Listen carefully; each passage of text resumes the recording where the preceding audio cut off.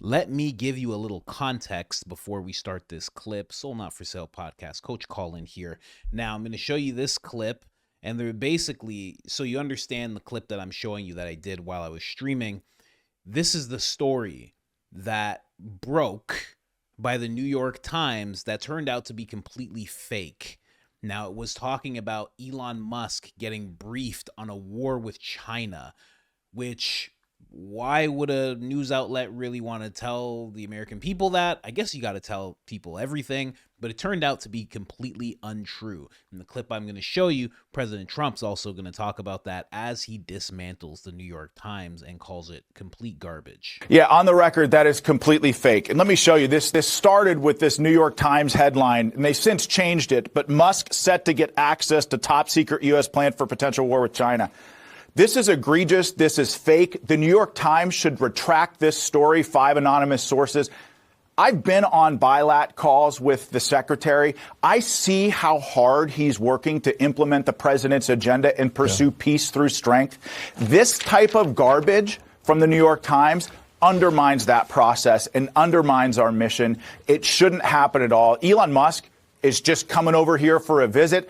Again, he's an innovator. This is a guy that shot a rocket at thousands of miles an hour that's thousands of pounds. And as it landed back on the Earth, it was grabbed out of midair by a giant robot arm. Yeah. We want a guy like Elon Musk in the Defense Department to help us come up with creative solutions to the problems that we face of the day.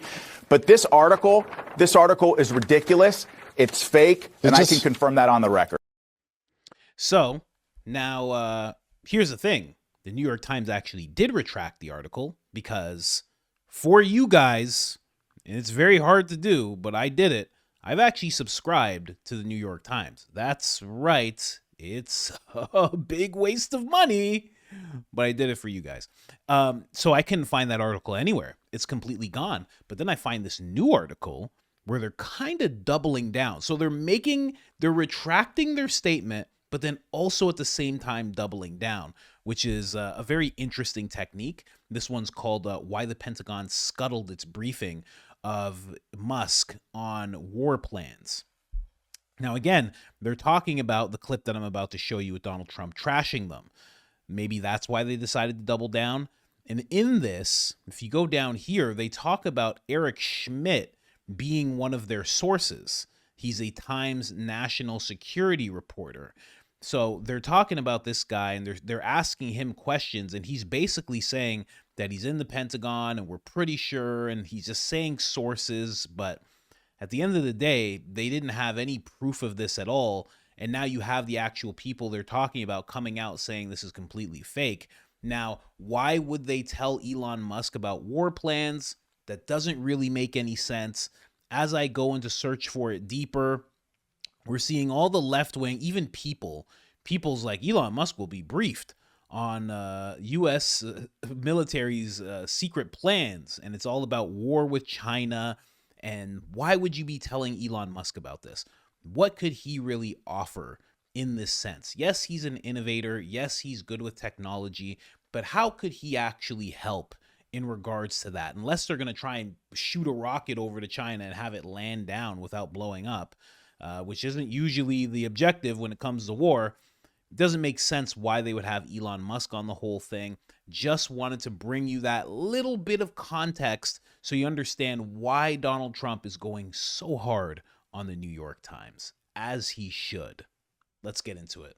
You guys are denying this New York Times report that Elon Musk was going to be shown a 20 to 30 page presentation about a theoretical war plan against China. Why not just show it to Elon? Because I don't want to show it to anybody. You know, you're talking about a potential war with China. Now, I deal with these people all the time, and I'm dealing with Pete. I'm dealing with these gentlemen on numerous different airplane purchases, and I think they're all going to be great. But I don't want other people anybody seeing potential war with China. We don't want to have a potential war with China, but I can tell you if we did, we're very well equipped to handle it. But I don't want to show that to anybody. But certainly you wouldn't show it to a businessman who is helping us so much. He's a great patriot. He's paying a big price for helping us cut costs, and he's doing a great job. He's finding tremendous waste, fraud, and abuse. But I certainly wouldn't want, Elon has businesses in China, and he would be susceptible perhaps to that. But it was such a fake story. The New York Times is just as fake as CNN and MSNBC. And anybody read that story, people laughed at that story. Who would do such a thing? And the first thing I did is I called Susie and I called Pete. I said, is there any truth to that? And they said, it's ridiculous. No, he's over there to talk about costs. You might want to address that, Pete. But Elon was over there today to address costs. Doge, thing called Doge, which you've heard about. Pete? That's exactly right, Mr. President. You pointed out it was a fake story. We pointed out it was meant to sort of undermine whatever relationship the Pentagon has with Elon Musk. Elon Musk is a patriot. Elon Musk is an innovator. Elon Musk provides a lot of capabilities our government and our military rely on, and I'm grateful for that. We welcomed him today to the Pentagon to talk about Doge, to talk about efficiencies, to talk about innovations. It was a great informal conversation.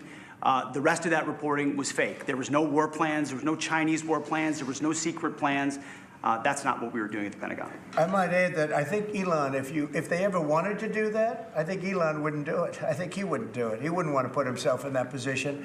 But if you read what's out of the New York Times, it's such a dishonest newspaper. It's such garbage. It's, it used to be called all the news that's fit to print. Well, it's all the news that's not fit to print. They have fake sources, or they don't have sources. I think they make most of it up. But this was a made-up story by the New York Times. I call it the failing. It's a failing newspaper. It's failing. And they shouldn't do that. They really are the enemy of the people. And something else. We do need honest journalism in this. We've made such big strides over the last 2 months, but we just need honest journalism, and we don't have it. When you have a CNN, you have to watch these people every once in a while just to see where they're coming from, and it's so dishonest. MSNBC is, I think, probably worse, and they're both doing horribly in the ratings. I think they're going to be turned off. I don't think they're not doing any ratings. You're doing well in the ratings. Thank you. I'll pass it on. I understand that your trade rep is meeting their Chinese counterpart next week. Yes. Is there anything that they can do to stop April 2nd or to roll back the tariffs that you put on China already? Well, we can. I gotta just touch on how Trump just dominated and ripped apart. He's dominating reporters in here. He just tore apart the New York Times, MSNBC or MSDNC, CNN, journalism in general. I mean, I love when he does stuff like that because it's so true. It's so true. And again, it's one of those things that you only used to hear crazy people say, oh, this is not real news. They're actors, this, that. Oh, you were draped in tinfoil. That's all people saw. They just saw a tinfoil sock puppet whenever you would say stuff like that. And they'd be like, this guy's not reliable for anything. And they would walk away from you and they'd laugh at you. And now the president himself, as well as every other person, is saying the exact same thing. I love it. I love it. I love that everybody's finally seeing it. When it reaches the president, it's a beautiful day. A beautiful, beautiful day that even the president's like, this is garbage. All this stuff is garbage.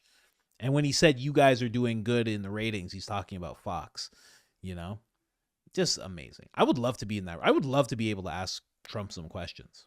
I would love it. Amazing. Because you can ask tough questions without being snide and disrespectful like so many mainstream news outlets are. You could still ask a tough question without being, you know what I mean? Like Peter Doocy just asked who killed JFK. Just tell us who killed JFK. Like, you could still ask questions. You don't have to be disrespectful. But it's funny because the mainstream has worked itself into a place where now they've boxed themselves in to having to be disrespectful to the mainstream news. They can't back away from that. They can't all of a sudden be like, well, we'll be cordial. You can't call someone Hitler 1,500 times and then say, we'll just be cordial. I like to be civil with people. You can't do that with him.